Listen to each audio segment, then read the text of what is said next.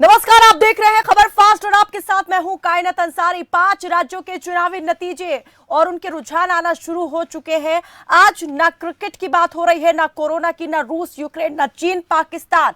सब आज एक ही बात कर रहे हैं रिजल्ट को लेकर, और रिजल्ट में भी खास तौर से उत्तर प्रदेश, क्योंकि यहीं से सियासत के हैवीवेट जो दिग्गज है यहीं से मैदान में उतरे हुए हैं। नाम जुड़ा है योगी और मोदी का, तो देश के साथ दुनिया भर की निगाहें आज यहीं पर टिकी हुई है। तो हम लगातार यहां पर आपको बता रहे हैं कि मतगणना में कौन कहां से आगे चल रहा है। उत्तर प्रदेश की अगर बात करें तो बीजेपी आगे, दूसरे नंबर पर समाजवादी पार्टी और तीसरे पर बसपा दिखाई दे रही है। लेकिन अभी जो मुकाबला है वो लगातार जारी है, कौन किससे आगे जाएगा। हालांकि अभी बीजेपी आगे चल रही है, लेकिन उम्मीदें बरकरार है। अखिलेश यादव ने यहां पर ट्वीट किया कि हौसलों के इम्तिहान का वक्त आ गया है और आज फैसले का वक्त है।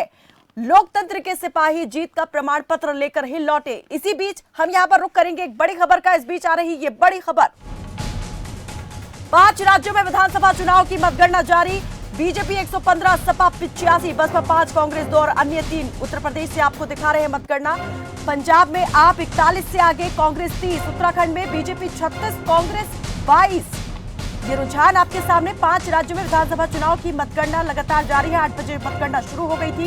यूपी के रुझान अगर देखें तो 115 से बीजेपी आगे, सपा 85 से आगे, बसपा 5 से आगे। पंजाब में आप 41 से आगे, कांग्रेस 30 से आगे, अकाली 14 से आगे। अकाली दल ने इस बार जो है बसपा के साथ मिलकर गठबंधन में चुनाव लड़ा है। 5 राज्यों के विधानसभा चुनाव की मतगणना में जो रुझान निकल के सामने आ रहे हैं उसकी तस्वीर हम आपको यहाँ पर दिखा रहे हैं। और ये झलक काफी कुछ अपने आप में कहती है। हौसला बढ़ा रही है उन तमाम पार्टी नेताओं का जिन्होंने चुनावी समर में दिन रात एक कर दिया। चुनाव प्रचार के लिए जनता के बीच लगातार पहुंचते रहे, डोर टू डोर यहां पर चुनाव प्रचार किया, अभियान किया।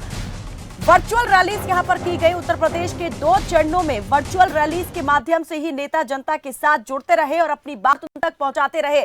बाद में यहां पर जिस तरीके से चुनावी रैलियों का रैला शुरू हुआ उसने पूरी तरीके से फिजा को बदल दिया। आरोप प्रत्यारोप यहां पर सुनाई दिए, कई तरह के मुद्दे, बयानबाजी यहां पर होते दिखाई दी, सुनाई दी। लेकिन जनता ने किसको यहां पर देखा, सुना और बातों पर ध्यान दिया है, वायदों पर एतबार किया है, वो आज सबसे ज्यादा महत्वपूर्ण होने वाला है। उत्तर प्रदेश चुनाव में कई मुद्दे यहां पर हावी दिखाई दे रहे थे। किसान आंदोलन का मुद्दा लगातार यहां पर बना हुआ था कि इस बार जो है किसान बीजेपी को वोट की चोट से जवाब देने वाले हैं।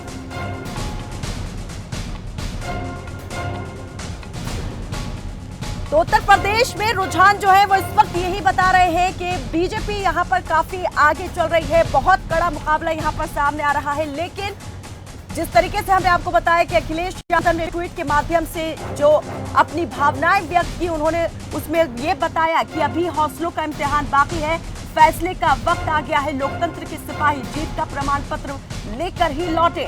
तो ये अपने आप में बहुत कुछ बयां करता है। हमारे साथ आज इस पर बातचीत करने के लिए जो रुझान सामने आ रहे हैं, नतीजे इसको अभी नहीं कहेंगे, ये रुझान ही है और रुझान कुछ भी हो सकते हैं, बदल भी सकते हैं यहाँ पर और सही साबित भी हो सकते हैं। तो सही साबित होंगे या फिर बदलाव होने वाला है, इस पर बातचीत करने के लिए हमारे साथ कुछ मेहमान जुड़ गए हैं।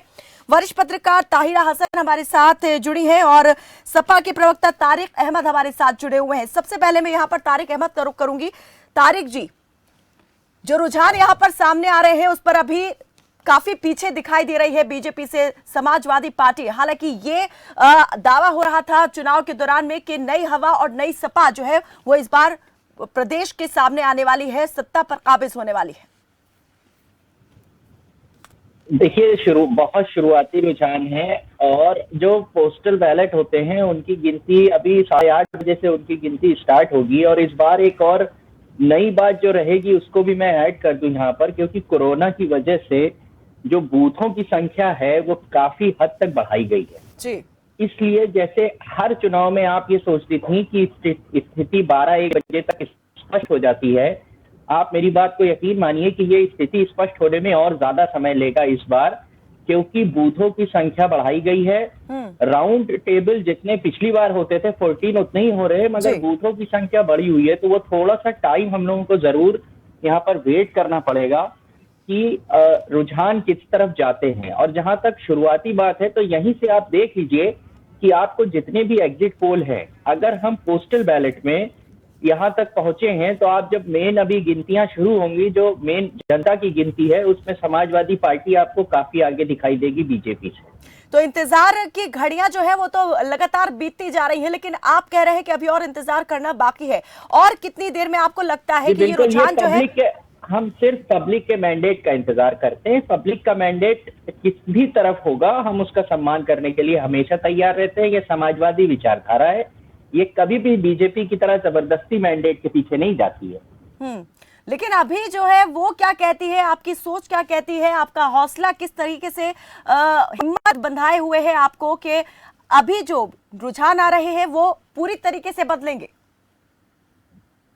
नहीं, बिल्कुल बदलेंगे रुझान तो। हमने भी कई चुनाव देखे हैं और आपने भी कई चुनाव देखे हैं कि पोस्टल बैलेट का क्या महत्व है। उसके बाद रुझान हमेशा बहुत तेजी से बदलते हैं, और जब से ईवीएम की गिनती स्टार्ट हुई है, आप देखिए अचानक कोई पार्टी ऊपर चली जाती है, कोई पार्टी नीचे चली जाती है। और जिस तरीके से ये चुनाव जरूर समाजवादी पार्टी और संगठन ने लड़ा है, लेकिन उसके साथ जनता ने भी लड़ा है। जिस तरीके से आपने अभी कल परसों 2 दिन से देख रही हैं कि लोग खुद जा रहे हैं, अगर उनको जरा सा भी ये लग रहा है कि ईवीएम में किसी भी तरीके की गड़बड़ी हो रही है, तो लोग खुद उसके लिए कंसर्न हैं और जा रहे हैं मतगणना स्थल पर। ये सिर्फ समाजवादी लोग नहीं है, ये वो आम लोग भी हैं जिन्होंने चेंज के लिए वोट दिया है। तो वो भी परेशान है कि क्या वाकई में जिस चीज के लिए उन्होंने पार्टिसिपेट किया था डेमोक्रेसी में, उनका वो मकसद वाकई में पूरा हो रहा है या नहीं हो रहा है। ये उनका भी कंसर्न है, सिर्फ समाजवादी पार्टी का कंसर्न नहीं है ये। आपके प्रवक्ता भी हमारे साथ इस बीच जुड़ गए हैं बातचीत करने के लिए, आकाश जायसवाल जो है। स्वागत है आपका आकाश जी। और आपसे अगर मैं बात पंजाब को लेकर करूं तो पंजाब में इस वक्त तो काफी यहां पर उत्साह का माहौल आम आदमी पार्टी के लिए बना हुआ है, नेता काफी उत्साहित दिखाई दे रहे हैं। साइनाथ जी नमस्कार, और आपके सभी दर्शकों को मेरा नमस्कार जी। और पंजाब के 3 करोड़ जनता ने और पंजाब में जिस तरीके से झाड़ू चलाई और पिछले दशकों की जो राजनीति की जो गंदगी थी उसको दूर करने का काम किया है, और निश्चित रूप से प्रचंड बहुमत की सरकार पंजाब में बनने जा रही है। आपको लगता है कि ये जो रुझान है ये नतीजों में तब्दील होंगे? निश्चित रूप से। जब प्रचार प्रसार के दौरान भी हम लोगों ने देखा था, वहां पे लोग तैयार थे और पूरे पंजाब के कोने कोने से लोग जो है वो आम आदमी पार्टी के नीतियों को और जो है आम आदमी पार्टी के जो दिल्ली के मॉडल को स्वीकार करते हुए पंजाब में झाड़ू चलाने के लिए संकल्पित थे। और निश्चित रूप से बहुत ही प्रचंड बहुमत मिलेगा। जिस तरह से हम लोगों ने दिल्ली में एक ऐतिहासिक नतीजा देने का काम किया था, उसी प्रकार से हम लोग पंजाब में भी निश्चित रूप से एक ऐतिहासिक सरकार देने जा रहे हैं, और 3 करोड़ पंजाबियों के लिए जश्न का दिन होगा। तो आज आप पूरी तरीके से इस बात को लेकर आश्वस्त है, पूरी उम्मीद है कि पंजाब में आम आदमी पार्टी की सरकार बनने वाली है। पिछली बार जो पार्टी विपक्ष में थी, इस बार सत्ता पर काबिज होने वाली है। बिल्कुल। मैं कहना चाहता हूं कि जिस तरीके से जो नीति और नई मुद्दों को लेकर के आम आदमी पार्टी चल रही है, और ये सभी प्रदेशों के लोग इसको स्वीकार कर रहे हैं। पंजाब के लोगों ने पहली बार इस पार्टी को आगे ले जाने का और जो है पहली बार काम की राजनीति को आगे बढ़ाने का काम किया है। और जिन मुद्दों पर आम आदमी पार्टी चुनाव लड़ी है और उन मुद्दों को स्वीकार करते हुए लोगों ने ये उम्मीद और आशा जताया है कि आम आदमी पार्टी सरकार बना करके और ऐतिहासिक काम करने जा रही है। और 3 करोड़ पंजाबियों के लिए शिक्षा, स्वास्थ्य, सड़क, बिजली, पानी और ये सारे मुद्दों को, जो किसानों के फसलों का सही उचित दाम समय से मिले और जो उनको जो है औद्योगिकरण हो और जो पलायन है वो पंजाब का रुके, इस पर वोट किया है और काम को वोट किया है। इन लोगों ने सच्ची ईमानदारी राजनीति को वोट किया है। चलिए, हमारे साथ में आलोक वत्स भी जुड़ चुके हैं, बीजेपी के नेता। ताहिरा जी, आपके पास आऊंगी मैं। आलोक जी से भी उनका हम ले लेते हैं कि वो किस तरीके से अभी तक के रुझानों को देख पा रहे हैं। आलोक जी, बीजेपी के लिए ये चुनाव जो है काफी जरूरी और काफी महत्वपूर्ण, अहम हो जाता है उस लिहाज से कि जब यहाँ पर बीजेपी के बड़े बड़े नेताओं की जो प्रतिष्ठा है उसका सवाल हो। अभी जो रुझान यहाँ पर सामने आ रहे हैं, भले ही बीजेपी आगे दिखाई दे रही हो, लेकिन सपा के जो हमारे साथ प्रवक्ता जुड़े हुए हैं उनका भी साफ तौर पर कहना है कि अभी बहुत ही इनिशियल स्टेज है, कुछ भी अभी यहाँ पर कह पाना जल्दबाजी हो जाएगी और ये रुझान जो है बहुत जल्दी से, बहुत तेजी के साथ फिर बदलेंगे। मैं आपका नाम नहीं सुन सका था, प्लीज आप अपना जरा नाम बताइए। आलोक जी, मैं कायनात आपसे बात कर रही हूँ। कायनात जी, ऐसा है, मैंने शुरू से भी कहा है और अभी शुरू में मैंने 1-2 और भी टेलीविजन पे इंटरव्यू डिबेट में पार्टिसिपेट किया था कि हम पहले राउंड से लीड में जाएंगे और हम लास्ट राउंड तक लीड करेंगे। हमने जो जनता के प्रति जो हमने काम किया है उससे जो जनता प्रभावित हुई है और जो भयमुक्त वातावरण पैदा किया है महिलाओं के लिए, बेटियों के लिए, उससे हमें पूर्ण विश्वास था कि हम शुरुआती तौर से लीड करेंगे और हम लास्ट राउंड तक लीड करके सारी जगह सरकार बनाएंगे। थोड़ी बहुत उथल पुथल बीच में ऊपर नीचे होता रहेगा, उससे कोई चिंता की बात नहीं है, आप निश्चिंत रहिए। हम अंतोगत्वा 4 जगहों पे पूर्ण बहुमत से सरकार बनाने जा रहे हैं। 4 जगहों पे कौन सी जगहों पे आप ये दावा कर रहे हैं कि पूर्ण बहुमत के साथ आ रही है बीजेपी? गोवा, मणिपुर, उत्तरांचल, उत्तराखंड और यूपी। पंजाब में ने इस बार भी मौका नहीं दिया, इस बार मौका मांगा गया था। प्रधानमंत्री मोदी ने खुद कहा कि एक बार मौका देके देखिए और हम पूरी तरीके से यहाँ पर डबल इंजन की सरकार जो है चेहरा बदल देगी यहाँ पर विकास का, तो नकार दिया पंजाब ने। कैलाश जी, जनता जनार्दन भगवान का स्वरूप होता है। उन्होंने जो समझा उचित अपने हक में वो किया। हमको हर हालत में जनता का फैसला सर्वमान्य होगा, चाहे वो जो भी फैसला ले। लेकिन 4 राज्यों को लेकर आपका दावा कि पूर्ण बहुमत के साथ बीजेपी सत्ता में आ रही है। अब ताहिरा जी से मैं जानना चाहूंगी, ताहिरा जी, ओवरऑल अगर हम यहाँ पर बात करें, आपने सभी को यहाँ पर सुना, पंजाब को लेकर हम बात कर रहे हैं और उत्तराखंड को लेकर भी यहाँ पर बीजेपी प्रवक्ता दावा कर रहे हैं वहां भी सरकार आएगी। क्या ये ट्रेंड इस बार बदलने वाला है? 71 साल का जो एक ट्रेंड है उत्तर प्रदेश में कि कोई सरकार यहाँ पर रिपीट नहीं हुई है, क्या योगी आदित्यनाथ उसे बदलने वाले हैं इस बार? उत्तराखंड में भी क्या इस ट्रेंड को वो तोड़ेंगे कि हर 5 साल में सरकार चेंज हो जाती है? और उत्तर प्रदेश की जो बात हम यहाँ पर कर रहे हैं, रुझान यहाँ पर अब क्या लगता है, कितना कुछ अभी बयां कर रहे हैं? देखिए, उत्तर प्रदेश सबसे बड़ा प्रदेश है जो राजनीति की दशा और दिशा को तय करता है। अभी मेरे समझ में नहीं आ रहा है कि इतनी जल्दी ये कैसे कहा जा रहा है। अभी किसी ने कहा था शुरू में बैलेट पेपर से होता है तो थोड़ा सा बीजेपी आगे रहती है, लेकिन बैलेट पेपर से भी तो दोनों बराबर में आ रही हैं। कभी सपा गठबंधन बढ़ रहा है तो कभी भाजपा बढ़ रहा है, और अभी तो ईवीएम भी 8:30 बजे से खुल चुकी है, उससे और तेजी से रुझान आ चुका है। अभी देखिए सपा 117 और भाजपा 108 है। तो ऐसा कैसे अभी से आप कह देंगे? जनता जो है उत्तर प्रदेश की बहुत पॉलिटिकल है, वो सोते खाते उठते बैठते पॉलिटिक्स को समझती है।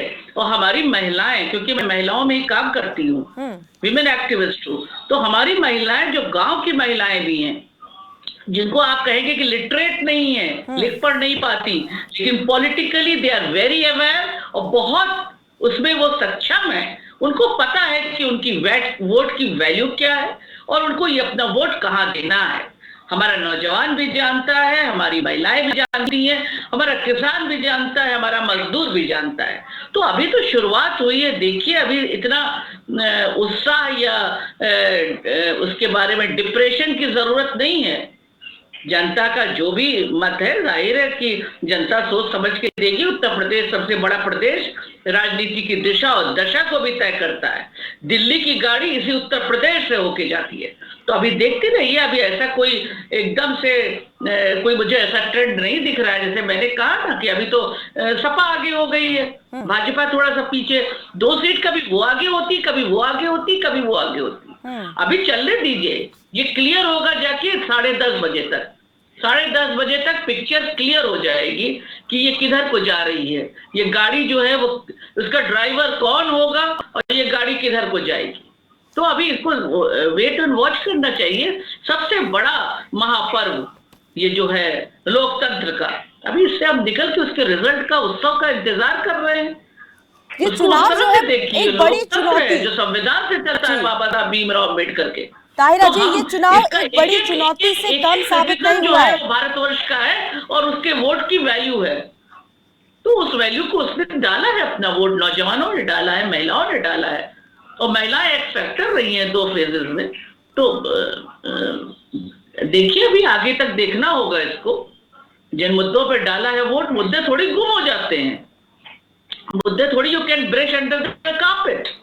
You just cannot brush the issues under the carpet. Tahira ji पहले अगर हम यहाँ पर एग्जिट पोल की बात करें, एग्जिट पोल आया, उसने जिस तरीके से 9 के 9 एग्जिट पोल ने बीजेपी को आगे दिखाया, बहुमत के साथ, पूर्ण बहुमत के साथ सरकार यहाँ पर दिखा दी गई एग्जिट पोल के माध्यम से। आप रुझानों में जिस तरीके से तेजी के साथ दिखा रहे हैं। देखिए, एग्जिट पोल के बारे में एक चीज कहना चाहूंगी कायनात आपसे कि मैं खुद यहाँ पे लखनऊ की कई सीट पे गई थी, जहाँ पे मैं खुद लोगों को जानती हूँ जिन्होंने ऑन कैमरा जो है द सिटीजन की जर्नलिस्ट के साथ, वो भी वहां पे थी, तो मैं भी थी वहां पे, तो मैंने देखा।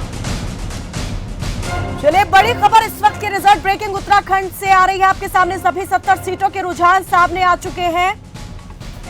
उत्तराखंड की सभी 70 सीटों के रुझान, बीजेपी 35 सीटों पर आगे दिख रही है तो कांग्रेस 34 सीटों पर आगे दिखाई दे रही है।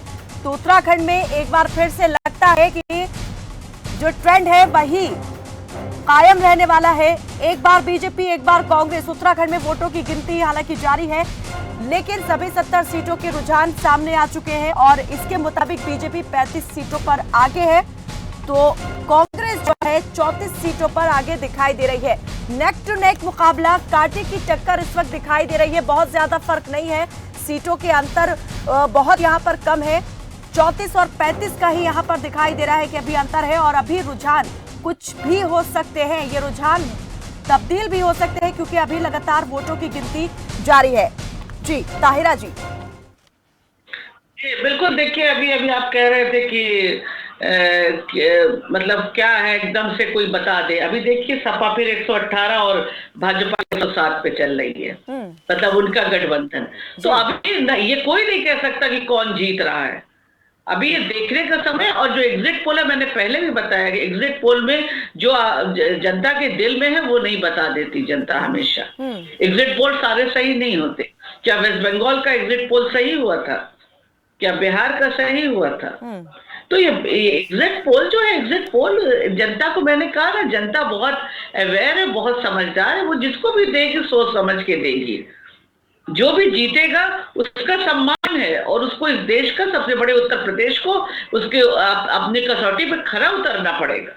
इस चुनाव को मैं ताहिरा जी आपसे ये जानना चाहूंगी, राजनीतिक पार्टियों के लिहाज से आप कैसे देख पा रही हैं? उभार यहाँ पर कैसे देखती है कि राजनीतिक दलों का इस चुनाव के बाद जो है वो अब होने वाला है? किसकी जो एक छवि है वो कितनी ज्यादा लोगों की नजरों में बढ़ने वाली है, चढ़ने वाली है, या किसकी जो एक चमक थी वो आप देख रही है कि इस चुनाव के बाद वो कम पड़ने वाली है, मध्यम पड़ने वाली है?